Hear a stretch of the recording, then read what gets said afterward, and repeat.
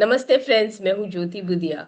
आज का ये सेशन रिकॉर्ड कर रही हूँ मैं week ended. Sorry for my bad throat. The market was full weak, इतना वीक कि जैसा हमने सोचा था, डिस्कस किया था कि keep your position light, keep your position hedged, तो चलता है।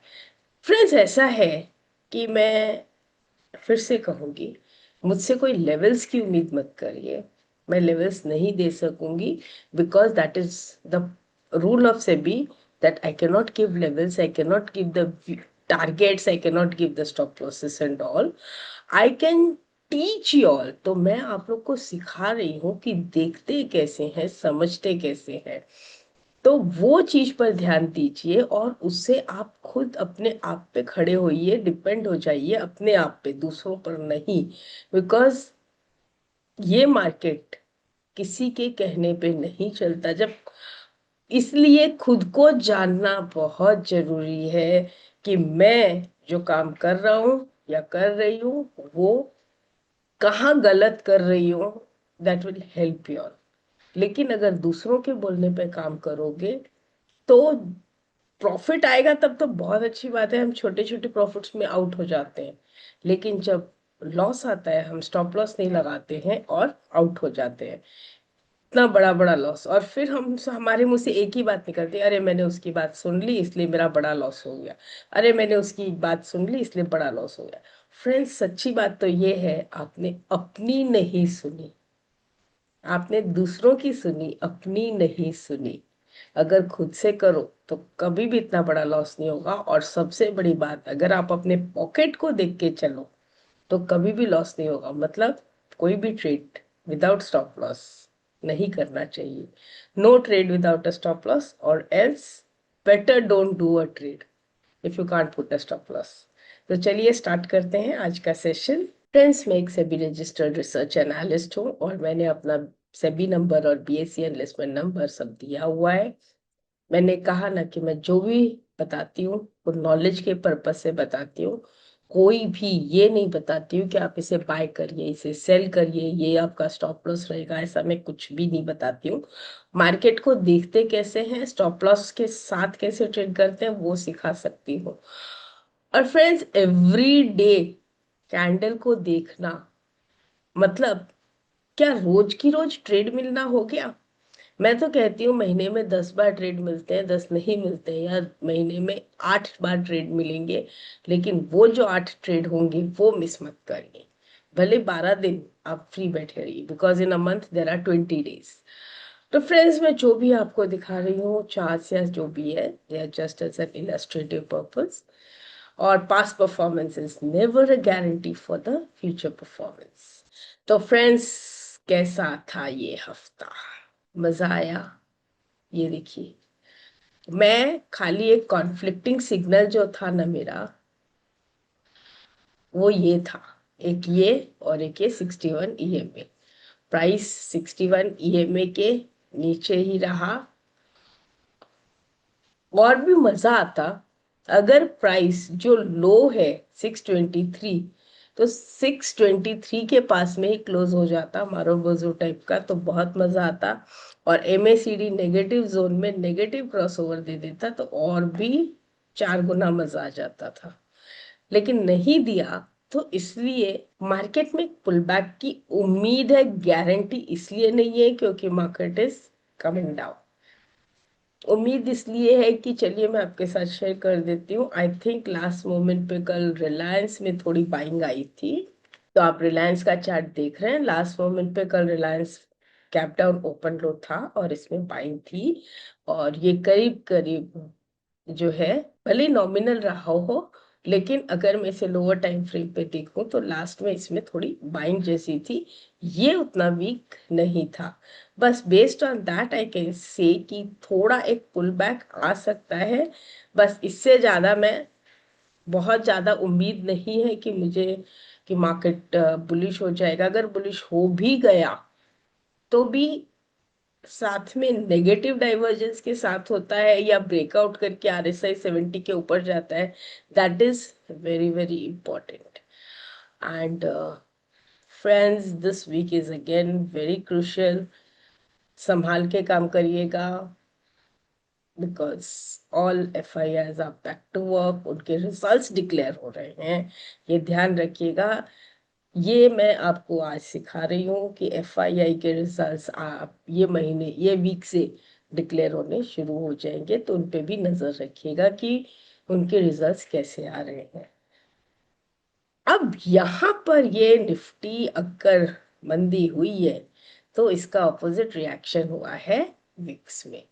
विक्स देखिए कितना अच्छे से ऊपर चला गया है, जो कि सपोर्ट को ब्रेक करके नीचे आया और फिर वापस ऊपर यू टर्न ले लिया. मतलब विक्स जो है अभी भी एक फियर बनाए हुए है. विक्स को इन शॉर्ट मैं आपको ये कहती हूँ, विक्स है क्या? विक्स मेरे या आपकी दिल की धड़कन है. मार्केट अगर ज़्यादा वोलेटाइल होता है, हमारी हार्ट बीट्स भी बढ़ जाती है. और अगर मार्केट नॉर्मल चलता है, साइडवेज होता है, तो हमारी हार्ट बीट्स नॉर्मल रहती है. जितनी ज़्यादा वोलेटिलिटी उतनी ज़्यादा हमारी हार्ट बीट्स बढ़ती है. तो फ्रेंड्स, कभी कभी क्या है, खाली इससे देखने से भी नहीं होता. हम सेक्टर वाइज भी अगर जाके देखें तो सेक्टर्स में FMCG RSI 30 के नीचे, जबकि ये डिफेंसिव आइटम है, फिर भी 30 के नीचे जा रहा है. रियलिटी सपोर्ट के पास आ रहा है. Defence again it is retesting the support, but यहाँ पर अगर मैं देखूं तो RSI में इसने प्रॉपर रेजिस्टेंस से ही घूमा है. फिर इंडिया डिजिटल एक रीटेस्ट किया और उसके बाद कंटिन्यू वापस डाउन ट्रेंड में. IT कल एक स्ट्रॉन्ग था, बट कितना? इतना सा. एनर्जी तो पूरी निकल गई लगता है मार्केट की. अब ये जो है, अगर कोई सपोर्ट में इसको बचा सकता है तो बात अलग है. फिर हेल्थ, हेल्थ तो फिर खराब हो गया मार्केट का. फार्मा भी काम नहीं आ रहा है, कोई दवाई काम नहीं आ रही है. देखिए कहीं पे मुझे अभी तक इंफ्रा में भी कहीं कोई तेजी नजर नहीं आती. ऑयल एंड गैस थोड़ा ऊपर, उसके अलावा bank nifty that's also going weak only. देखिए मैंने कहा भी था कि टॉप पे आके या बॉटम पे आके सब जो है वीक होने शुरू हो जाते हैं, या साइडवेज, बेसिकली वीक नहीं साइडवेज होने शुरू हो जाते हैं. क्योंकि वहां पर मार्केट के पास ये क्लैरिटी नहीं रहती है कि मुझे ऊपर जाना है कि नीचे जाना है. जब नया रेंज आ जाता है ना, तो मार्केट को एक बार साइडवेज होना पड़ता है और फिर डिसीजन लेना पड़ता है कि अब मैं कहाँ जाऊँ. तो इसलिए जब मार्केट टॉप्स और बॉटम्स पे आ जाए तो वहां पर एक बार अपनी पोजीशंस लाइट कर दीजिए, और फिर वापस से ट्रेंड मिले तो वो साइड में काम करने में क्या प्रॉब्लम है. मेटल्स, मेटल्स तो दूजी जैसा बना दिया.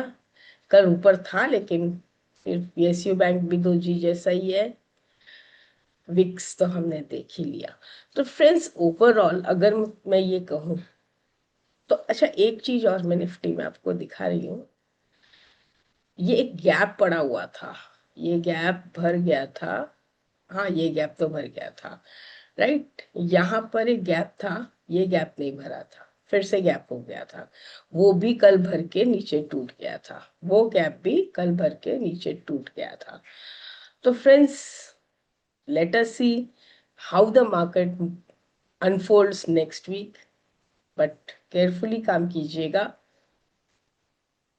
पुल बैक आए तो ओपन लो आए, बी केयरफुल, कहीं वो रीटेस्टिंग के लिए आ रहा है और हो सकता है कि ब्रेकडाउन कंटिन्यू करे. तो आपने अपनी पोजीशंस हेज कर रखी है ना, जैसा मैंने सिखाया था. तो let us see how the pattern unfolds. हाँ, ये मुझे बहुत लोग बोलते हैं फ्रेंड्स कि मैं जो है सेशन में कुछ खास बताती नहीं हूँ, कि समझ में नहीं आता है क्या है.